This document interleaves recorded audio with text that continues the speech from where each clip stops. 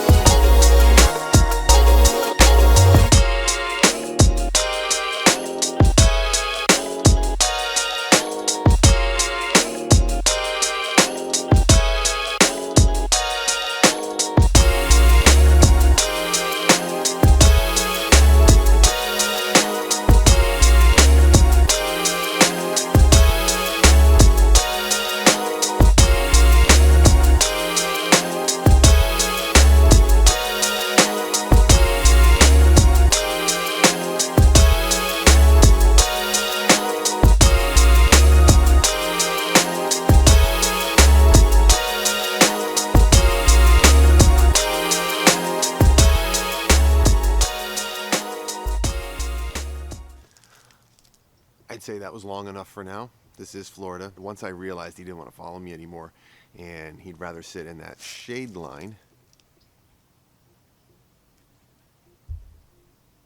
Yeah, he's hot.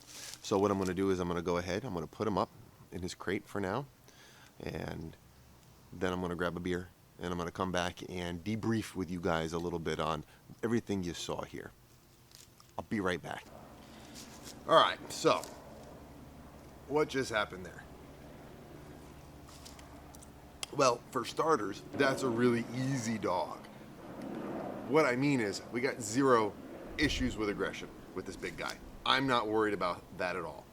So why was I behaving the way I was behaving? Well, the first thing is, how can we describe my behavior? Because that's really important for all of you. Describing exactly what I was doing and being objective about it. For the most part, especially once we stopped with the walking, I ignored him. safe to say that's what I was doing. I was ignoring him, seeing what he would do. That helps me gauge his personality, helps me gauge how this bonding process is going to go, because that's where we're at right now. This is step one of bonding, letting him know who I am. And the best way I can let him know who I am is by not fawning all over him with affection. Now, you will see a couple times I did reach out and pet him. So what we want to identify is, when did I pet him and why did I pet him? Think about it. I spent the majority of my time ignoring him.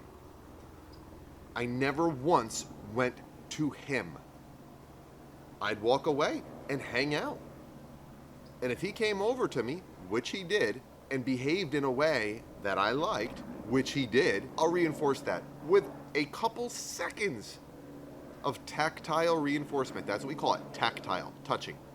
I touched him a little bit, but you notice how I didn't do it very long. I wasn't, who's a baby, who's a big baby. Listen, he is a big, goofy, cute dog.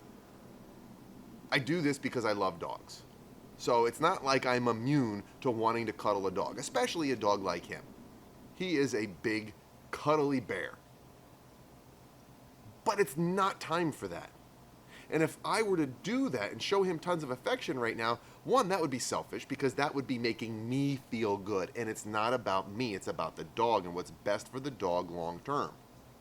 Now, just because this dog is with me because I'm going to train it, doesn't mean I'm going to do anything differently than if I were going to own him. I treat them all the same way. So what I'm telling you isn't something that only trainers do. This is what you should be doing with that new dog that you rescued, that new dog that you took in. Where is he right now? Put him in his crate. I'll get a video soon about how I'm going to work with his crate. He is familiar with his crate. He was crated at his home, but I'm going to teach him how to do it the right way. And I'm going to use that video to teach you how to do it the right way. But it's more about where he is not right now while I'm talking to you. He's not in my house running around doing whatever he wants. He's not loose. And he's not going to be loose for a while. And then the first time he is loose, he'll have a leash on him and he'll be right next to me. That's super important. That's step one. Remember, management, relationship, training. Management first. Have a plan. Where is the dog going to eat? In his crate, of course, or by hand. I did give him a couple pieces of food, just a little bit, when he did what I wanted him to do. But I've already identified everything I want from him. I've done it up here. And everything I don't want for him. So right now, part of my management plan is making sure I don't put him in situations where I'm going to have to constantly be going, no, no, no, no, no, no, no. That is not a great way to start a relationship. So I'm not going to set him up to fail. And here's the thing. I'm a human. I'm more intelligent than him. I hope. My yard didn't look like this before he came in. There were some kids' toys out here. There were more plants. I took all the plants, I put them away. I took all the toys, I put them away. I put everything away that I didn't want him to get into, because I don't have the relationship with him to be telling him not to get into them. Which means he's going to get into them, and then I'm going to say no. He's not going to listen. He's going to start learning that no doesn't mean anything, and he can do whatever he wants. So I'm avoiding all of that from the start. So many of you start off really loose and really lackadaisical. And then you try to tighten up after you have problems. You can always loosen up your rules later.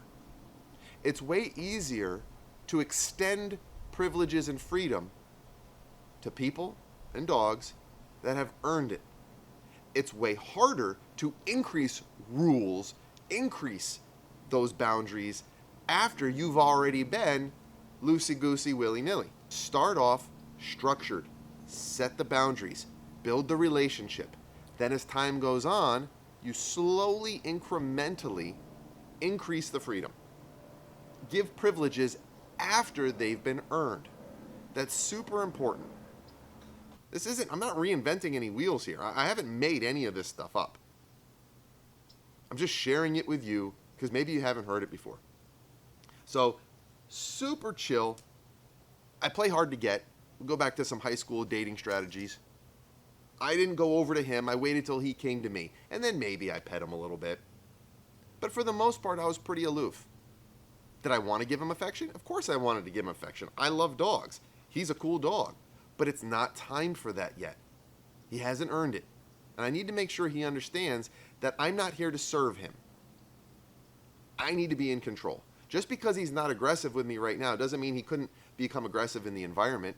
And I need to be able to control this giant 120-pound male German Shepherd who's only a year and a half old and is going to mature significantly. I can't get into a tug of war with him, figuratively speaking. So I'm setting the tone now, and that's what you need to do when you bring that dog home. Set the tone, be chill, play hard to get. If he comes over to you, give him a little affection, as long as he's polite, not jumping on you and pawing on you. In that case, you get up and you walk away, because that type of behavior is going to become a problem later. Remember, anything you don't want the dog to do 10 years from now, you don't let him do today. Very simple. Remember, management, then relationship, then training. These next couple videos with this guy, the first two, management and relationship. And I'll help you guys out with that.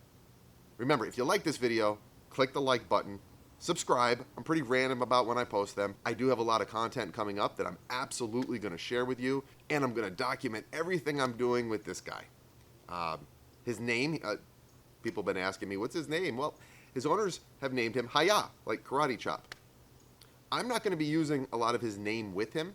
I don't need to, but I got to be honest with you. I'm kind of partial to calling him the goofy Jon Snow, because that's what he reminds me of. He looks like Jon Snow with that black coat, only he's way goofier. If you're a Game of Thrones fans, you get it. If not, oh well, I don't care. Remember, guys, when you're watching my videos or anybody else's, whether you're reading a book, whether you're going out with your dog, before you can learn anything, you got to do one thing first. That's drop your ego before you pick up that leash. See ya.